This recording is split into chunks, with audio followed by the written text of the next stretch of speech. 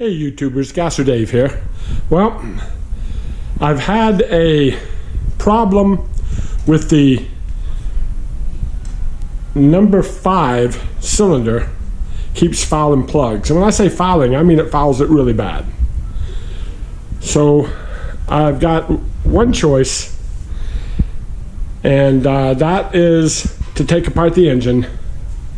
So as you can see, she's down right now. I looked with a bore scope inside the cylinder of number 5, and there is no scarring, so there is no broken ring. It looks brand new. In fact, the hatching is still there. It looks brand new. So I'm not worried about a bad piston or a broken ring.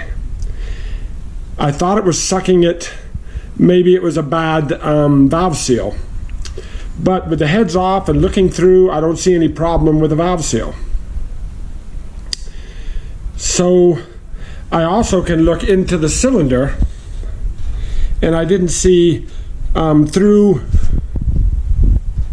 here, and I don't see anything that could worry me about what's causing that, like there was a bad valve seal or something. So the only thing I can think of is quite possibly I was sucking some oil up from the engine, from the pan area. Now I know I already had a problem with the rear main, with the rear seal, I mean, on the intake was already bad, so I was already going to have to replace that. So that's not too much of a worry. So I was already going to have to replace that. So I decided, okay, if I'm going to have to replace it because of that, hopefully I'll get and fix that where it's fouling. I didn't see anything on the intake or the carbs to show anything. So inside the intake here, I don't see anything. Although right here, I do see a little spot where the gasket was missing here. So I'm pretty sure that's what it was doing. It was sucking it in from up inside here, and that's how it was getting inside to the engine. Through this spot right there. Right there. So anyhow, I got it tore down right now. It's all apart.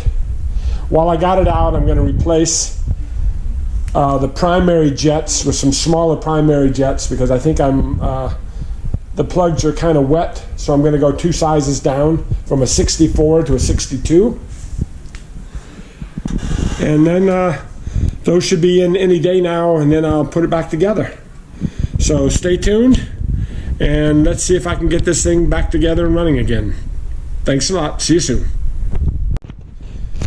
Hey YouTubes, Gasser Dave back out in the garage again. This time we've got the head off, so it's all cleaned out. I've got the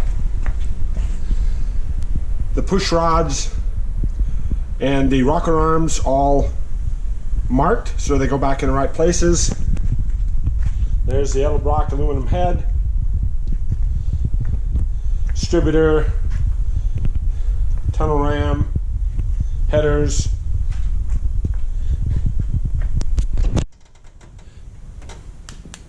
and again the engine. Again, there's no visible signs of any damage to that cylinder right there, which is the one that's giving me the problems.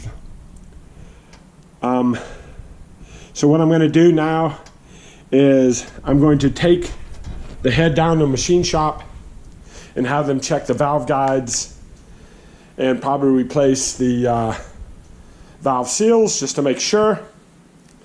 So it looks like everything is going to be good, and I'll let you know what the machine shop says. See you soon. Hey there, YouTubers, I'm back. Okay, I've got the manifold all cleaned up, so it's ready to be put back on. The carburetors, I'll be changing the jets on pretty soon. Again, I dropped the head off at the machine shop. He doesn't seem to see any problem. He did ask right away if I had a PVC valve, which I don't. I have two breathers, one on each valve cover, and one in the front where it's kind of old school. I have one in the front here on the manifold. Because of that, I ordered a PVC that you can adjust, and that's for it's from, let me see the guy's name here. The guy's name that I got it from, it's called a dual flow adjustable PCV valve from M.E. Wagner Performance. And this is kind of what it looks like. It's an adjustable PCV valve, and you adjust it according to your manifold to your vacuum of your engine. So it's adjustable to your engine. He seems to think that I'm pulling without the PVC. I'm getting blow-by and stuff like that through the engine, and that's why all the cylinders were kind of wet and oily. So, and the one, he doesn't know why it's the worst, but he's going to take it apart and he'll get back to me, so I'll let you know what happens. I'll see you shortly. Okay, YouTubers, I'm back. As you can see, we've got the heads off. I've talked to the guy who's doing my heads, and he said the Edelbrocks, the heads that I have, for some reason, the number 5 cylinder has a different size valve than the rest of them. It's like they threw a different size valve in there. The issue we're having is all the valve heights are different. So when you put a straight edge across the valves, each one is at a different height.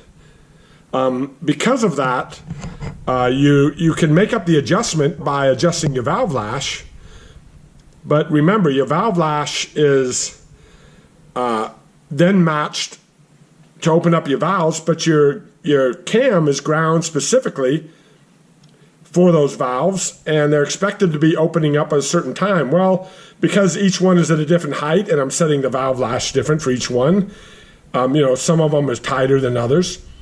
It's allowing it to open and close a little bit differently, so I'm losing compression in there. Also, the valve seats, that's where the valves are cut into the heads.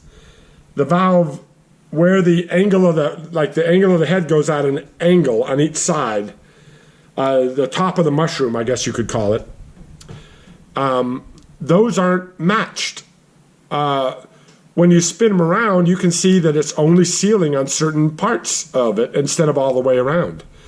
Because of that, he's wondering how I even got compression. Well, then he told me, of course you're getting compression because you're leaking oil through those valves, which is the oil that's helping to seal them to give you the compression. Thus, you're getting a lot of oil. So we're going to redo the heads, put all new valves, give them a competition valve job on it. So that's a 3-angle valve job, and we'll get it all set across, and we're going to put new springs. He was also worried because the spring pressure is huge. Way too much spring pressure. So we're going to look at getting the right springs also, and we're going to talk to comp cams to make sure we get that. So anyhow, that's where we stand right now. My carburetors, they're the 4160s. They did have, the primaries were 65, and I'm replacing those with 62s, and that way I can get more.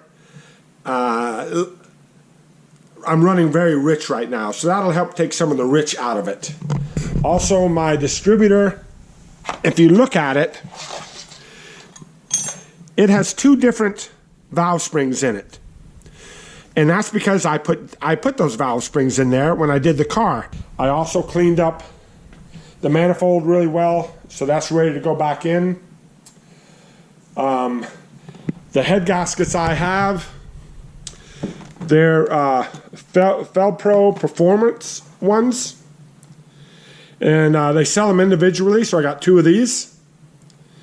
And if you look, this is for aluminum heads. The 1010 is pretty much for aluminum heads to use that. And that allows you to, the copper ring is a little bit flattened for that. I've also got the Holley, the gaskets. And then I'm also going to be running the Edelbrock intake manifold gaskets. So everything is ready to go. I've got my first side of the head of the rockers are here. It's all lined up, so I can put them back in the same spot. I'm going to have to take the other head off now because we're going to get both heads done. If we're going to do it, let's do it right. And then I'll be able to get back on the road and ready to go this next season.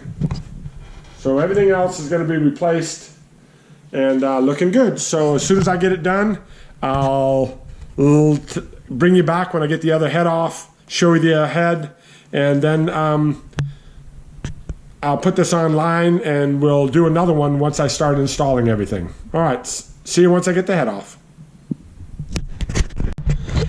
Hey YouTubers, Gas with Dave back at you, back in the garage. As you can see, I have the other head taken off. So now it's all taken down to the block. And what I have is I have the cylinder head off, and I'll be dropping that off at the machine shop, and we'll see if we can get that fixed. So as soon as I get them back, I'll give you a picture of it and we'll see what they look like. Talk to you then.